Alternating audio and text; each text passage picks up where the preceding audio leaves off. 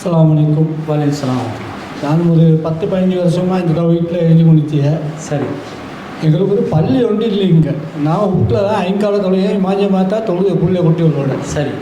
எத்தனையோ பேர் நாங்களும் எல்லாருக்கிட்டையும் சேர்ந்தேன். ஜும்மாவுக்கு மட்டும் மகாபடியே போகிறேன், உங்களுக்கும் தெரியும். சரி. எங்களுக்கு பள்ளியில் பெரிய கஷ்டம். நாங்கள் அந்த பள்ளி ஒன்று இல்லாமல் பெரிய தடைஞ்சம் காமிச்சு நாங்கள் ஒரு 20-25 பேர் இந்த சைனா போட்டில் உங்களோட நிற்கும். இனி இதுக்கு ஒரு நல்ல ஒரு முடிவு சொல்லி நாங்கள் ரெஸ்ட் எல்லாருக்கிட்டையும் சொல்லிச்சு. இன்னும் ஒருத்தரும் ஒரு முடிவும் எடுக்கலை. நாங்கள் ஜும்மாவுக்கு போகல. நோம்பு காலத்துலையும் அங்கே போய் தான் தொழுவோம். கேமுன்னு அங்கே தான் தொழுவோம் மகாபடியில். நாங்கள் இத்தனை பேரும் சென்னேன். எங்களுக்கு அதை ஒரு இன்ஷா அல்லாஹ் ஒரு தொழுவத்துக்கு ஏற்பாடு செஞ்சு தந்தால் பெரிய பறக்கத்தாச்சு. நாங்கள் அப்துல் ரசூல் நேரப்படி எத்தனை பேரும் சென்னேன். உங்களுக்கு யாரைக்கும் என்ன இன்ஷா அல்லாஹ் எதுக்கும் நல்ல ஒரு முடிவு தான் எல்லா விஷயம். சரி. பில்லோட தான் வைக்கிறாரு. சரி. என்ன கேள்வி கேட்குறாருண்டா, இந்த சைனா ஃபோர்ட், சீனா கோட்டை தானே, சீனாங்கோட்டை பகுதியில் தூய்மையான முறையில் மார்க்கத்தை கடைபிடிக்கக்கூடிய சகோதரர்களுக்கு நபி வழி அடிப்படையிலான ஒரு பள்ளிவாசல் இல்லை, ரொம்ப சிரமப்படுறோம். நபி வழி அடிப்படையில் பள்ளியில் தேடி போகிறதுக்கு சிரமப்படுறோம்.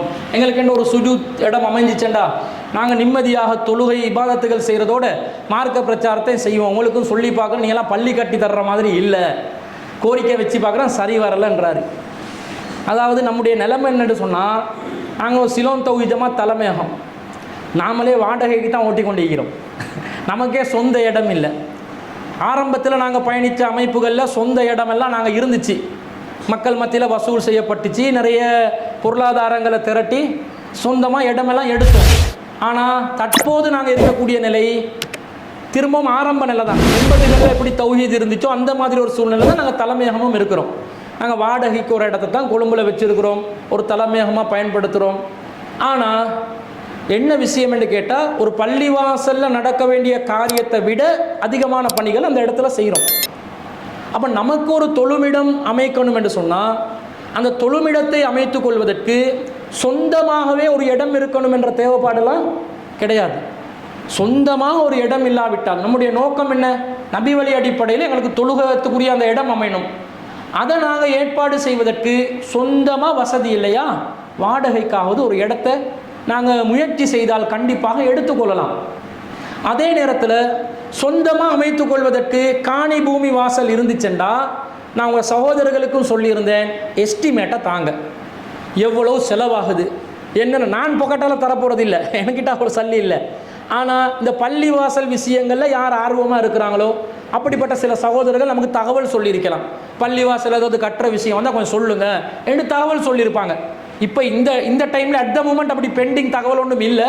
உதாரணத்துக்கு சொல்கிறேன், அப்படி வரும்போது உடனடியாக நாங்கள் என்ன செய்வோம், உங்களோட ப்ரொஃபைலை முன்னுக்கு கொடுத்து, இப்படி நம்ம சகோதரர்கள் தான், இவங்க பள்ளிவாசல் கட்டுறதுக்காக ரொம்ப சிரமப்படுறாங்க, கண்டிப்பாக இவங்களுக்கு ஒரு தொழுமிடம் அமைஞ்சிச்சுன்னு சொன்னால் வீரியமான தாவா பிரச்சாரங்களை செய்வாங்க என்று சொல்லி பரிந்துரை செய்யலாம். நாங்கள் பரிந்துரை செஞ்சு அந்த பரிந்துரையை நம்பி காசு பணம் அல்லாட மார்க்கத்துக்காக செலவழிக்கிறதுக்கு தயாரான மக்கள் இருக்கிறாங்க. அவங்களுக்கு உங்களோட இந்த விஷயத்தை முன்வைக்கலாம். அந்த ப்ரொஜெக்ட் வராவிட்டாலும் நாங்களே சில பேரை அணுகி இந்த விஷயத்தை கொஞ்சம் செஞ்சு கொடுக்கலாம் தானே, நல்ல விஷயம் தானே என்று சொல்லி கோரிக்கை வைக்கலாம். அப்போ அதுக்கு அந்த ஊர் மக்கள் தான் என்ன செய்யணும், ஒத்துழைப்பு வழங்கணும். ஊர் மக்கள் ஒத்துழைப்பு வழங்கணும். முதல்ல உங்களோட நிலவரம் என்ன, காணி பூமி இருக்குதா இல்லையா, பள்ளி கட்டுறதுன்ற அதோட எஸ்டிமேட் என்ன. இன்று வரைக்கும் இன்னைக்கு நாளில் கூட நம்முடைய அமைப்பை சார்ந்த அதே மாதிரி இண்டிபெண்ட்டாக இயங்கக்கூடிய ஒரு கிளையில் பள்ளிவாசல் கட்டுமான வேலை நடக்குது. அப்போ என்ன அர்த்தம், அவங்களுக்கு முடியுமா போச்சு உங்களுக்கு முடியாமல் போச்சுன்னா என்ன அர்த்தம்? என்னை பொறுத்தளவில் சீனாங்கோட்டையில் பழமையான தௌஹீத்வாதிகள் நிறைய பேர் இருக்கிறீங்க, உறுதியான சகோதரர்கள் நிறைய பேர் இருக்கிறீங்க, இந்த கொள்கைக்காக தைரியமாக பாடுபடக்கூடிய சகோதரர்கள் இருக்கிறீங்க.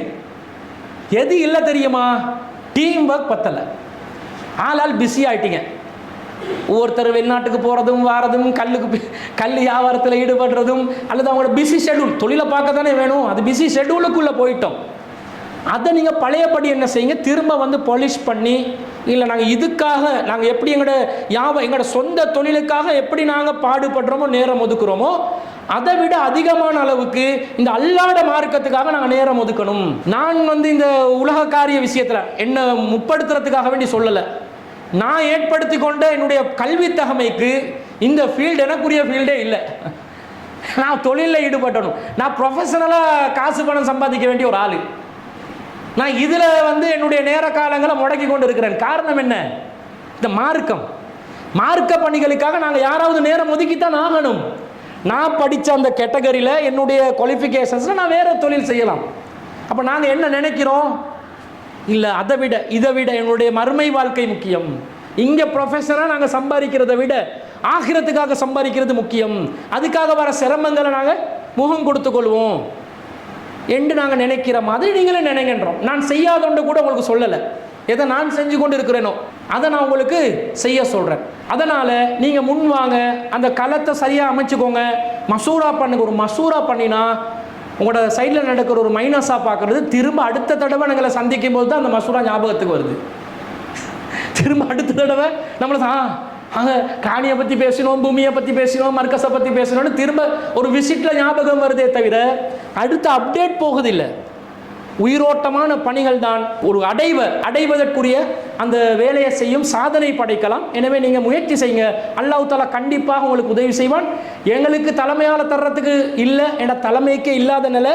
ஆனாலும் கண்டிப்பாக எங்களுக்கெல்லாம் சொந்த இடம் இருந்தால் தான் தவ்வா பண்ணணும்ன்றது இல்லை. நடு தெருவில் நின்றாவது 4 சின்ன பொடியம்மார்களை வச்சாவது இந்த தாவாவை கொண்டு போயிட்டு கொண்டே இருப்போம் என்றொரு டார்கெட்டில் இருக்கிறோம். இடத்தை நம்பி தாவாவை ஆரம்பிக்க நினைக்காதீங்க.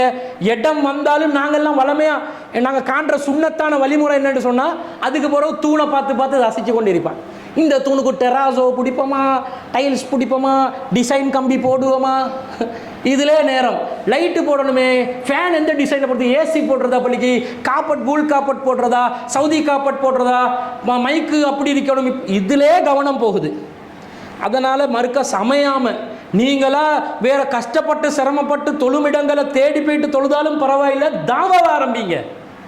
அந்த இடம் நீங்கள் இடத்தை நிரப்பினீங்கன்னு சொன்னால் அல்லாஹ் உங்களுக்கு ஒரு வாக்குறுதி அளிக்கிறான். வல்லதீன ஜாஹது ஃபீனா, நமது விஷயத்தில் உழைப்பவர்களுக்கு லனஹ்தியன்னஹும் சுபுலனா, நாம் பல வழிகளை காட்டுவோம். வழிகளை அல்லாஹ் காட்டுவான். எங்களுக்கு உதவி செய்கிறதுக்கு தயாராக இருப்பது யாரு? ரப்புல் ஆலமீன். அவன் அகிலத்தின் இறைவன். ஹசானாக்கள் எல்லாம் அவனுக்கு சொந்தமானது. பொருளாதாரம் அவனுடைய கைவசத்தில் இருக்கிறது. நாங்கள் கேட்ட ஒரு பள்ளிவாசலுக்கு நிதி உதவி செய்கிறதுக்கு ஏற்பாடு செய்கிறதுக்கு அவங்க மிச்ச நேரம் போகுமா? போகாது. ஆனால் என்ன சுன்னத்து? அல்லாஹ் தியாகத்தை எதிர்பார்க்குறான். தியாகம் பண்ணு. என் மார்க்கத்துக்காக நீ எவ்வளவு உழைக்கிறாய், என் மார்க்கத்துக்காக எவ்வளவு பாடுபடுறாய், சோதனைகளை எப்படி தாங்கிக் கொள்றாய், உலகத்தை நோக்கி நீ சாய்கிறீரா, அதுதான் நான் பார்க்குறான். அந்த இடத்துக்கு நாங்கள் போகணும், அதை நாங்கள் சாதிக்க பார்க்கணும். அல்லாஹ் எதை எதிர்பார்க்குறானோ அந்த பணியை செய்வோம். இன்ஷா அல்லாஹ் அல்லாஹ் களத்தை அமைச்சு தருவான். அதுக்காக நீங்கள் களத்தை உருவாக்குறதுக்கு முயற்சி செய்ய வேணாம் என்றல, முயற்சி செய்யுங்க. கண்டினியூவாக ஒரு விஷயத்தில் ஒர்க் பண்ணுங்க. ஒரு மசூரா எடுத்து அதில் ஒர்க் பண்ணுங்க தொடர்ச்சியாக. அந்த ஃபைலை மூடிடாதீங்க. அது திறந்த புத்தகமாக வச்சு அதை படித்து வாசித்து மீண்டும் அதற்காக உழைக்கும் பொழுது கண்டிப்பாக இன்ஷா அல்லாஹ் அந்த இலக்கை அடைஞ்சு கொள்ளலாம்.